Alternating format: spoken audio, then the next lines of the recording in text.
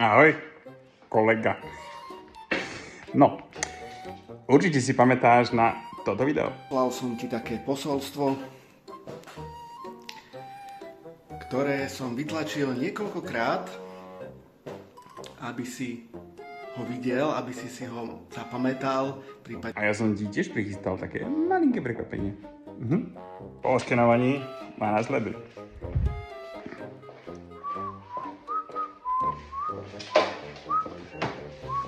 Čau, kolega.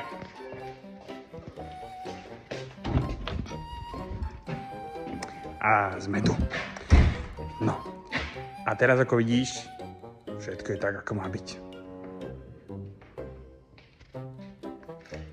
Tvoj pracovný priestor. Kávička, samozrejme. Tu máš prichystanú bundu, čapicu. Rukavice ti donesiem, prilbu na prácu vo výškach. Aby sa ti dneska dobre darilo. Nejako ti sem privedieme aj internet, mám taký Wi-Fi kľúčik.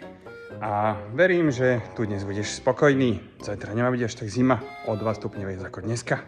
Čiže 11. Tak nech sa ti darí. Čau.